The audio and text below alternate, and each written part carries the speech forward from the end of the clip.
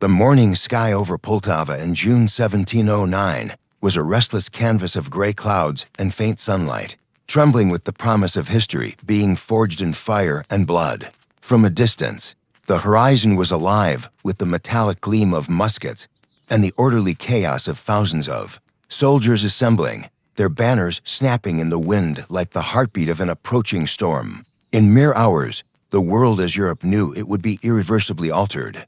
The Swedish army, once the uncontested masters of Northern Europe, would be shattered, their dreams of continental dominance buried in the Ukrainian soil. Meanwhile, Russia, under the relentless will of Peter the Great, would emerge not just victorious but transformed, its rise to power irrevocable. A new colossus reshaping the balance of European might. The stakes were unthinkable. Sweden's future, Russia's ambition, and the fate of millions hung on every musket shot, every cannon blast, every command whispered over the roar of the approaching tempest.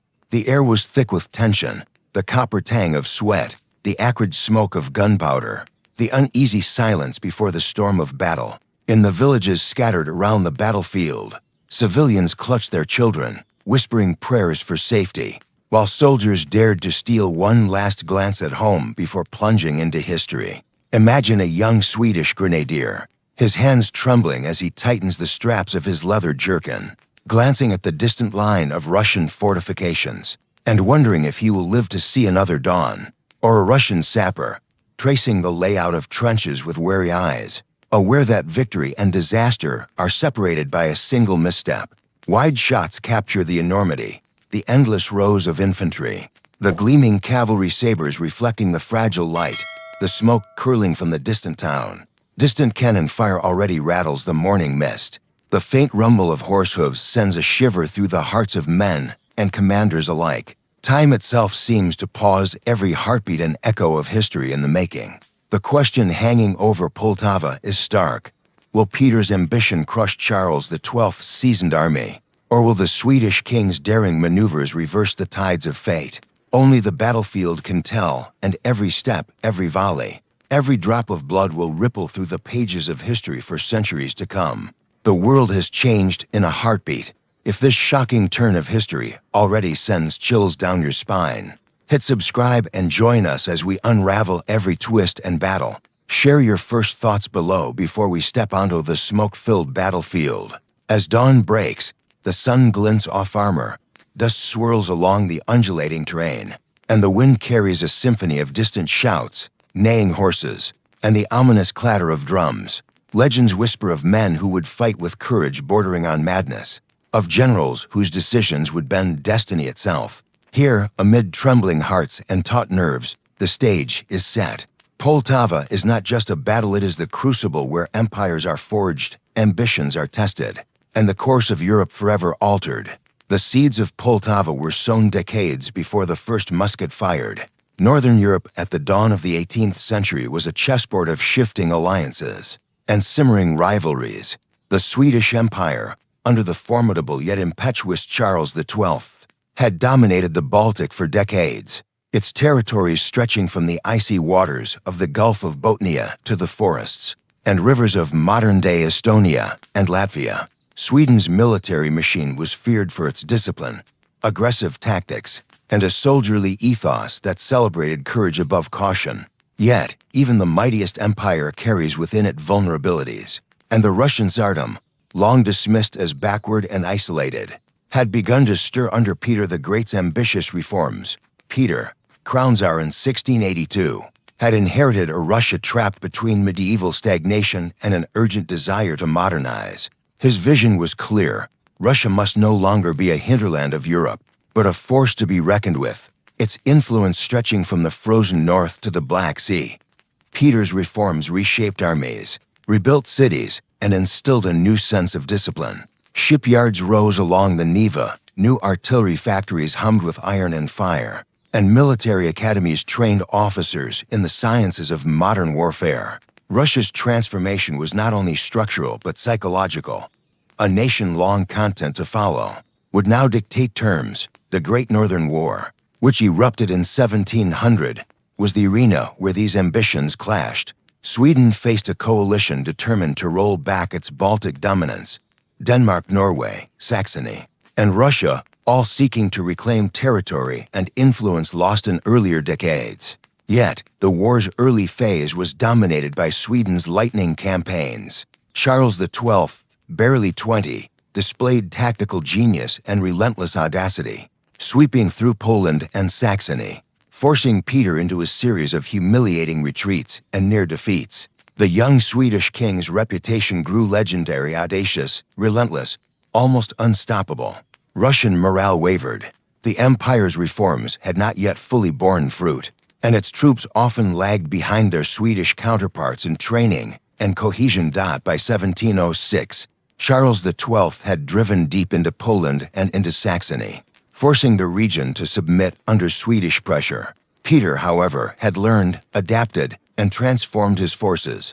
He adopted scorched earth tactics, denied Charles vital resources, and built up a modernized army capable of sustained operations. Rumors circulated in both capitals. Swedish soldiers whispered of Russian resilience. Russian officers marveled at Peter's unyielding determination. Civilians in Ukraine, through which Charles's army advanced, lived under constant threat of requisition, conscription, and the chaos of marching armies. The stage for Poltava was set by geography and ambition. The town, situated near the Vorskla River, offered strategic advantage, open fields for maneuver, a river serving as both barrier and defense, and nearby villages where supplies and reconnaissance could be gathered. Both leaders were aware a decisive victory here could tilt the war entirely. Charles XII, overconfident yet wary of Peter's transformation, aimed to strike decisively and force Russia into submission. Peter, patient and calculating, sought to lure the Swedes into overextension, exploiting terrain, logistics, and the bitter Russian winter's lessons learned in prior campaigns. Personal stakes intertwined with national ones. Peter's reforms, his modernization dreams, his claim to Russia's greatness all hinged on victory. Charles's pride, honor, and the fear of losing his empire's northern hegemony pressed upon him. Soldiers, mere pawns in this grand game, carried banners bearing the symbols of nations, but also their families' hopes, dreams, and survival. Legends speak of small skirmishes before Poltava where Russian peasants, armed with little more than scythes and pitchforks, delayed Swedish reconnaissance, giving Peter crucial intelligence. Swedish soldiers, meanwhile, wrote letters home describing the eerie calm before storms, the smell of dew-laden grass, hiding mines, trenches, and Russian traps. Maps of the time reveal shifting front lines, with Peter slowly retreating to draw Charles in, creating an intricate trap. Diplomacy played its part too. Alliances were tested, envoys traveled at peril, and rumors of betrayal or defectors stirred paranoia. By late May 1709, both armies had maneuvered into positions that made confrontation inevitable. Charles's men, battle-hardened yet stretched thin, encamped near the Vorskla, their confidence bolstered by previous victories. Peter's forces, better supplied and strategically positioned, awaited the moment to strike decisively. The war's social and economic backdrop added layers of urgency. Ukraine, the battlefield's cradle, had suffered under multiple occupations. Villagers feared plundering, yet also hoped for liberation from Swedish taxes. Russian soldiers saw the campaign as redemption. For many, survival itself was intertwined with honor. The air buzzed with tension not only from cannon drills but from the knowledge that history would remember the outcome. A single error could doom an army, a kingdom, and a dynasty. Poltava was thus not just another battle, it was the culmination of years of struggle, ambition, and adaptation. It was the moment when the audacity of youth met the patience of experience, when fire-forged armies clashed under the watchful eyes of Europe, and when the destiny of nations would pivot on every charge, every volley, and every decision whispered under the smoke of impending war. Days before the clash at Poltava, the land itself seemed to hold its breath. The Vorskla River glittered under a tentative sun, its banks lined with the first signs of fortifications, trenches dug with crude tools, earthworks rising like silent sentinels, and wooden palisades hastily erected to brace for the storm. Peter the Great, pacing the Russian encampment, moved among his officers with an almost palpable intensity. Maps spread across tables were etched with meticulous details, troop dispositions, river crossings, artillery positions, and potential Swedish approaches. His mind raced through contingencies, aware that the Swedish king's audacity often defied logic, yet confident that preparation and patience would tip the scales. Russian forces had grown in both size and sophistication. Over 40,000 men were stationed near Poltava, composed of disciplined infantry trained in volley fire, cavalry armed with sabers and pistols, and artillery crews adept at laying devastating barrages. Peter had instilled a culture of adaptability. Regiments drilled relentlessly, soldiers accustomed to both march and siege, learning to fire, reload, and advance with terrifying efficiency. Engineers scouted terrain relentlessly, identifying soft ground, swampland, and vantage points for artillery. Scouts, often disguised as peasants, infiltrated Swedish lines, bringing back whispers of Charles XII's strategies and the dispositions of his seasoned 20,000-strong army. Meanwhile, the Swedes prepared with a contrasting confidence rooted in tradition and past victories. Charles XII personally inspected his troops, emphasizing discipline and morale. Swedish soldiers polished muskets, oiled bayonets, and checked ammunition. Officers conducted repeated drills, emphasizing speed and aggressive tactics, the hallmark of their army. Yet beneath the polished armor and taut flags, anxiety lingered. Many soldiers were exhausted from years of campaigning across Poland and Saxony, their numbers depleted by attrition and disease. Rumors circulated that the Russians had grown stronger, better equipped, and more cunning, yet the Swedes, emboldened by past glories, refused to yield to caution. Both armies understood the terrain's lethal significance. Poltava's fields were punctuated by low ridges, marshy ground, and the winding Vorskla, which could both hinder maneuvers and serve as natural defense. Peter exploited this knowledge ruthlessly. Artillery was positioned on high ground to dominate approaches. Trenches and ditches were dug to channel Swedish advances into kill zones. In the Russian camp, the atmosphere was almost ritualistic.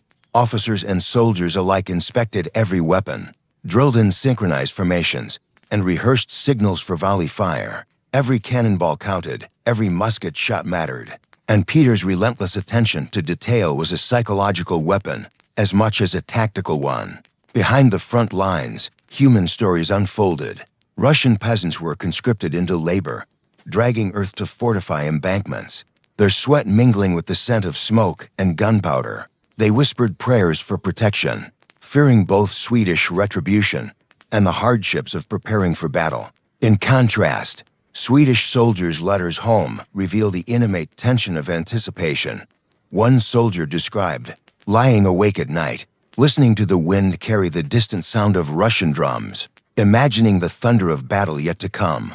A young officer confided that he had never seen such meticulous preparation on any battlefield. He had marched across, leaving him both impressed and wary. Logistics were no less critical than strategy. Russian supply lines had been secured months earlier, ensuring provisions of bread, meat, gunpowder, and replacement artillery pieces were in place. Peter had learned from previous failures: an army can march, fight, and die, but without supplies, even the bravest soldiers crumble. Swedish lines, stretched across hostile territory, faced increasing strain. Every wagon, every barrel of gunpowder was vital, and the king's insistence on speed sometimes threatened to outpace his own logistics of vulnerability. Peter was keen to exploit psychological preparation, match physical readiness. Peter addressed his troops with speeches emphasizing honor, destiny, and the glory of defending the Russian homeland. Drums rolled, banners snapped, and the cadence of soldiers' steps resonated like a heartbeat across the plains. Swedish commanders, too, sought to inspire courage, invoking past victories and the king's indomitable will. Yet, there was a subtle difference. While Charles relied on audacity and shock, Peter relied on meticulous calculation and the patient alignment of every factor drain. Troop morale, artillery, and intelligence. On the eve of battle, both armies settled into tense anticipation. Campfires flickered across the Russian lines, casting long shadows over trench work, while Swedish sentries patrolled the perimeter, ears straining for the faintest disturbance. Legends tell of small acts that would later become symbolic.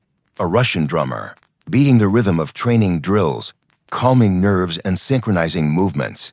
A Swedish sergeant secretly slipping letters into a comrade's knapsack, promising his family he would return. The battlefield was more than earth and iron. It was a theater of human emotion, courage, and fear. As dawn approached, the fields lay silent, yet charged. Mist clung to the grass, cannon muzzles glinted faintly, and the first birds of summer wheeled nervously above. Each army's heartbeat was mirrored in the cadence of their preparations. The trap Peter had meticulously laid was almost complete. The Swedes, confident and audacious, were marching toward a destiny that had been carefully orchestrated by their enemy. The tension was unbearable, cinematic in its intensity. The calm before a storm that would echo through history. June 28, 1709, Poltava woke under a pale, restless sun. The air hung heavy with mist, dew-laden grass clinging to the boots of soldiers. The distant rumble of artillery rehearsals vibrating across the plains. On the Russian side, Peter the Great strode along the lines, inspecting the final alignments of infantry, cavalry, and artillery. His eyes, sharp and calculating, swept the battlefield, noting the gentle rise of ridges, the marshy depressions, and the positions of Swedish scouts. He knew Charles XII's men were seasoned fighters, but he also knew that overconfidence was the enemy's deadliest weakness. The opening moves were subtle yet deadly. At dawn, Swedish artillery opened fire, their long-range cannons thundering over the plains. Smoke coiled above the horizon, mingling with morning mist, while the sharp tang of gunpowder mingled with wet earth. Russian forces, disciplined and well-positioned, returned measured volleys, their cannons aimed from fortified positions to maximize destruction and control key terrain. The first clashes of infantry sent echoes across the valley. Muskets flashed, bayonets clashed, and men screamed orders over the cacophony. Charles XII, mounted atop a chestnut horse, surveyed his army with unwavering intensity. He believed in the audacity of the charge, the shock of the Swedish battalions, smashing into Russian lines before they could fully coordinate. At 8 a.m., he signaled the advance. Columns of infantry surged forward, their redcoats brilliant against the muted greens and browns of the Ukrainian plains. Cavalry followed, sabers gleaming, hooves hammering the soil in a rhythmic drumbeat of war. Yet as they approached, they were met not by scattered resistance, but by a wall of meticulously prepared Russian firepower. Entrenched infantry delivering devastating volleys, artillery shells tearing through the advancing lines, and hidden reserves ready to exploit any Swedish misstep. By mid-morning, the battle intensified. Russian cavalry, positioned on the flanks, harassed Swedish units attempting to maneuver, striking swiftly before disappearing into cover. Muddy ground and hastily dug ditches slowed the Swedish advance, turning what should have been a swift assault into a grinding struggle. The battlefield became a theater of chaos. Smoke reduced visibility. Cries of pain and command intermingled. Horses faltered in the uneven terrain, and the sun reflected off glinting metal through the haze, creating moments of surreal clarity amid the carnage. Amid the storm, individual heroics emerged. A young Russian lieutenant, barely 20, rallied his men to hold a crucial ridge, repelling repeated Swedish assaults with a volley of musket fire, and the desperate courage of hand-to-hand combat. Nearby, Swedish grenadiers fought fiercely, forming squares against cavalry charges, their discipline a testament to Charles XII's training.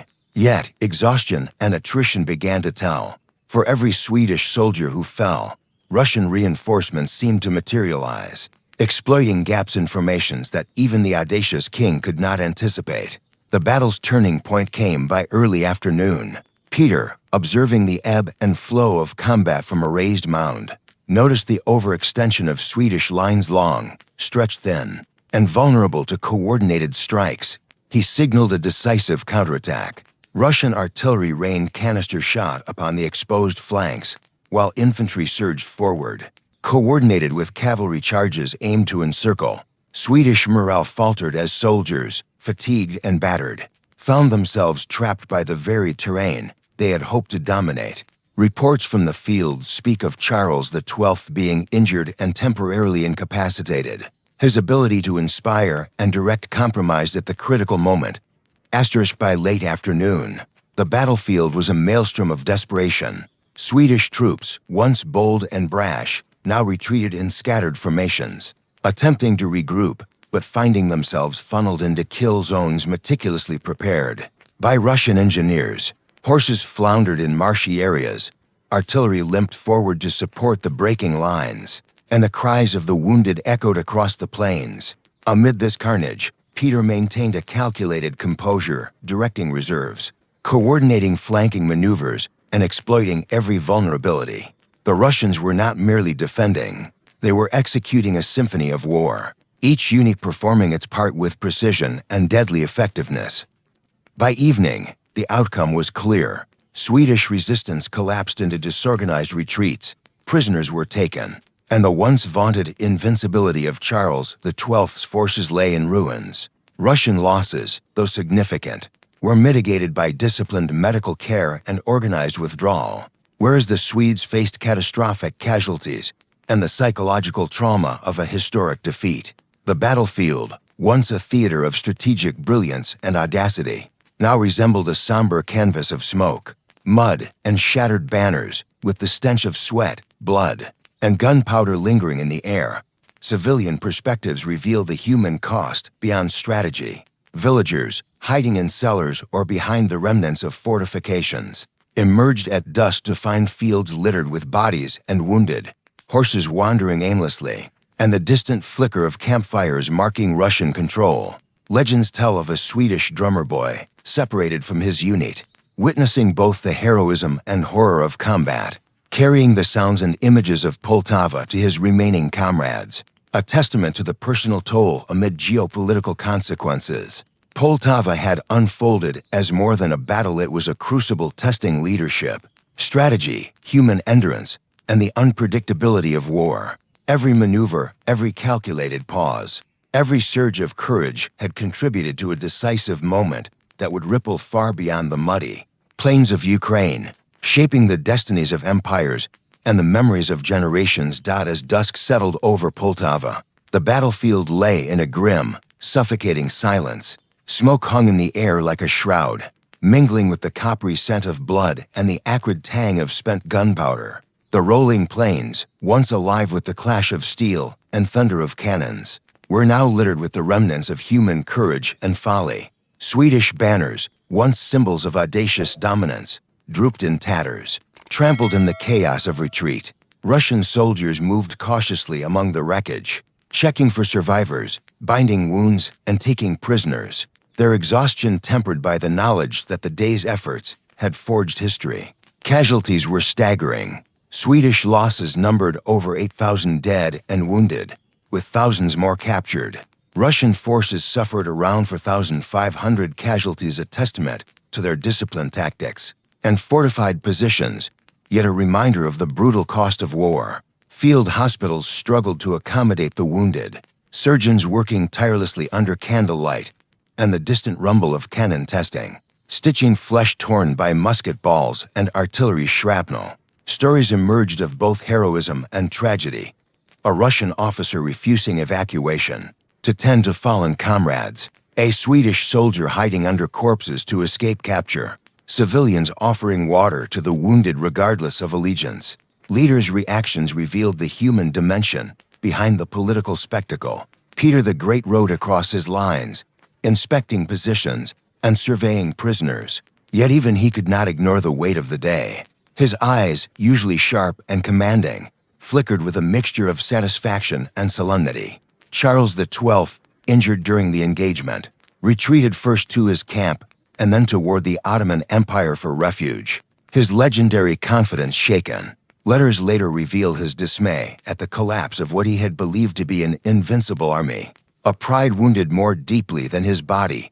For the Russian command, victory was both strategic and symbolic. The meticulous planning, careful use of terrain, and disciplined execution had validated Peter's reforms and cemented his authority. Captured Swedish officers were interrogated.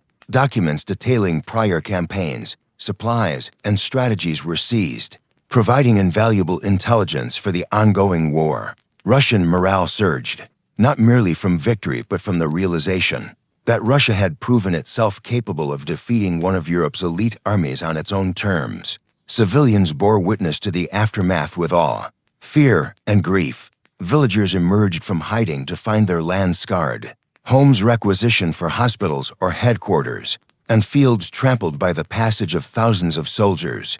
Refugees fled toward Poltava's outskirts, carrying the injured, mourning the dead, and recounting stories of extraordinary bravery and cruelty alike. Legends persisted of a local blacksmith who saved a Swedish wounded soldier, defying fear and allegiance, while nearby a family buried their own amidst the chaos of retreating troops. Territorial consequences were immediate. With the Swedish army shattered, Russian forces consolidated control over central Ukraine, securing supply lines and establishing fortified positions. The psychological blow to Sweden was profound. Once dominant in the Baltic, its aura of invincibility was broken, while Russia's reputation surged across Europe. Ambassadors in Stockholm and Moscow alike reported the news in tones tinged with awe and alarm. Alliances were reconsidered, and the perception of power shifted dramatically. The battlefield itself became a canvas of reflection. Smoke still curled from abandoned cannon. Trampled grass bore footprints of both the living and the dead, and the Vorskla River carried the detritus of battle toward distant towns. Russian officers marked positions with flags, preparing for potential Swedish counterattacks, while historians later would note the clarity and decisiveness of Peter's execution. Every decision made in the previous hours, from artillery placement to cavalry maneuvers, now read as chapters of a masterstroke in strategy, studied and emulated for generations. Psychological consequences were no less profound. Swedish soldiers who survived retreated with shattered confidence, haunted by the efficiency of Russian tactics and the unexpected endurance of their opponent. Russian troops, conversely, experienced a mix of exhaustion, exhilaration, and newfound pride. For civilians, the battle's scale and intensity imprinted itself as both nightmare and legend. A moment when the ordinary world collided with the machinery of war. By the end of the first night, Poltava had been irrevocably changed. Its fields were soaked in blood, its forests scarred by cavalry charges, and its air heavy with both the stench of death and the electric energy of a decisive victory. For Peter the Great, the aftermath was a confirmation that Russia could not merely survive, it could dominate. For Charles XII, it was a humbling, almost mythic fall from the heights of youthful invincibility. And for Europe, it signaled a tectonic shift, the rise of a new power, poised to reshape the continent's balance for decades to come. Poltava was not merely a battlefield victory. It was the fulcrum upon which the fate of nations pivoted. In the immediate years following 1709, the repercussions reverberated across Europe with a clarity that historians still marvel at. Sweden, once the uncontested power of the Baltic, entered a period of decline. Its military, previously legendary for discipline and shock tactics, struggled to recover from the losses of Poltava. The psychological blow, combined with the loss of key officers and seasoned soldiers, eroded the aura of invincibility that had long kept rival states wary. Charles XII, though surviving the battle and retreating toward Ottoman lands, could no longer project power with the same audacity. His campaigns became increasingly desperate and constrained by political isolation. Russia, by contrast, ascended as a central player on the European stage. Peter the Great's triumph validated his reforms, the creation of a modern army, the establishment of artillery corps, and the incorporation of Western military science had transformed Russia into a formidable force. Poltava demonstrated not just numerical superiority, but the power of disciplined, strategic planning against audacious, but overextended adversaries. Alliances began to shift. Neighboring states and diplomats recognized that Russia could no longer be dismissed, and treaties were renegotiated with the new balance of power in mind. By the war's conclusion in 1721, Russia's influence extended across the Baltic and into Central Europe, reshaping trade routes, diplomatic strategies, and the geopolitical landscape. The social and economic consequences were equally profound. Ukraine, the theater of Poltava, had suffered immense devastation. Villages were burned, farmland trampled, and local populations displaced. Yet, the victory also allowed Peter to secure the region, integrating it into the Russian economic and political system. Trade routes that had been contested or blocked by Swedish forces opened under Russian control, facilitating the movement of goods, resources, and people. Peter's reforms extended beyond the battlefield. The triumph at Poltava emboldened his modernization programs, from shipbuilding in St. Petersburg to the expansion of industrial infrastructure, solidifying Russia's capacity for sustained power projection. Cultural and psychological impacts were subtle but enduring.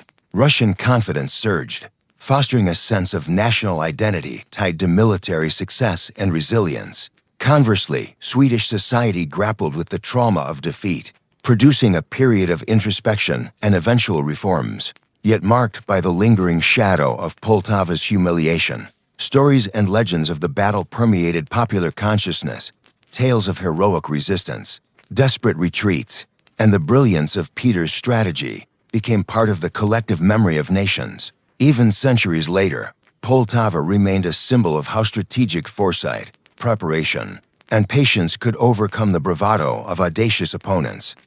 What if scenarios underscore the fragility of history? Had Charles XII avoided overextension? Had weather or terrain been slightly different?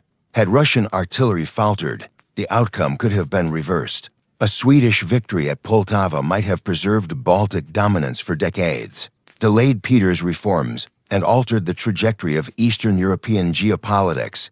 Yet, the meticulous preparation, disciplined execution, and strategic patience of Peter's forces rendered such scenarios implausible, transforming what might have been a conventional engagement into a defining historical pivot. Poltava's lessons resonated far beyond its immediate context. Military theorists studied the interplay of terrain, logistics, and morale. Leaders learned the power of patience, preparation, and flexible strategy over brute force alone. The battle became a case study in how vision and meticulous planning could change the destiny of empires. Maps from the period illustrate the shift: Russian territorial consolidation, Swedish retreat, and the opening of new lines of communication and influence. Monuments and commemorations rose, symbolizing both national pride and the human cost of the clash. Across Europe, the ripples of Poltava influenced diplomacy, alliances, and military doctrine. States reassessed their strategies, balancing audacity with caution, and placing renewed emphasis on intelligence, preparation, and sustained supply. Russia's rise challenged centuries-old perceptions of Eastern European backwardness, demanding recognition from traditionally dominant powers like France, England, and the Holy Roman Empire. The geopolitical landscape, previously skewed toward Northern European hegemony under Sweden, was irrevocably altered, heralding a new era in which Russia would play a decisive role. In sum, Poltava's long-term impact was multifaceted: strategic, political, economic, and cultural. It marked the definitive rise of Russia as a major European power, redefined the balance in Northern and Eastern Europe, and set precedents for modern military and political thought. The echoes of that summer day in 1709: smoke, mud, blood, and brilliance resonated for generations, reminding the world that empires are not built on audacity alone, but on preparation, vision, and the courage to endure. Poltava stands not only as a military victory, but as a monumental lesson in leadership, strategy, and the endurance of human ambition. In the span of a single day, Peter the Great demonstrated that vision, preparation, and adaptability could topple even the most audacious opponents. The battle illustrates that numerical superiority alone is insufficient. The coordination of forces, intelligent use of terrain, and disciplined execution can decisively shape outcomes in ways that audacity alone cannot achieve. Charles XII's defeat, as remarkable as it was, underscores the dangers of overconfidence and overextension in warfare, a cautionary tale still studied in military academies today. The broader implications for society and history are equally compelling. Poltava reshaped European power structures, elevated Russia from a perceived periphery to a central player, and influenced the diplomatic and military calculus of nations for decades. It also highlights the human dimension of conflict, the courage, fear, resilience, and ingenuity of ordinary soldiers and civilians alike. The countless acts of heroism, whether holding a ridge under fire, aiding wounded comrades, or surviving against all odds, remind us that history is made as much by individuals as by monarchs and generals. For modern leaders and strategists, the lessons of Poltava are timeless. Leadership demands a balance between boldness and prudence, vision and attention to detail. Effective strategy hinges on preparation, intelligence, and adaptability. Morale, discipline, and the human element can tip the scales as decisively as any cannon or saber. Peter's ability to integrate innovation, logistics, and psychological warfare into a cohesive campaign remains a masterclass in command, while Charles XII's audacity serves as a counterpoint. Brilliance unchecked by strategic patience can lead to ruin. Cinematically, one can envision the final moments of the battlefield. Long after the cannons have fallen silent, the sun dips below the horizon, casting long shadows over the trampled grass and abandoned equipment. Monuments of courage and sacrifice, fallen banners, scorched earth, and makeshift graves mark the site of transformation. Russian troops, weary but victorious, gaze across the plains, knowing they have altered the course of history. Charles XII's retreating columns fade into the distance, a testament to ambition constrained by circumstance, and the civilians, whose lives were upended yet intertwined with destiny, slowly begin to rebuild, carrying the memory of both horror and heroism. Poltava teaches that decisive moments in history are rarely random. They are the culmination of preparation, intelligence, and the capacity to adapt under pressure. They remind us that empires rise and fall not simply on the strength of arms, but on vision, leadership, and the perseverance of those who carry the weight of history on their shoulders. In reflecting upon this battle, we are left with an enduring truth. Courage, when guided by strategy and purpose, has the power to reshape worlds. As the echoes of Poltava resonate across time, the viewer is invited to reflect on the sweep of history, the fragility of dominance, the inevitability of change, and the human courage that defines it. The battlefield may be distant, yet its lessons remain vividly relevant, offering insight into the dynamics of conflict, leadership, and the enduring human spirit.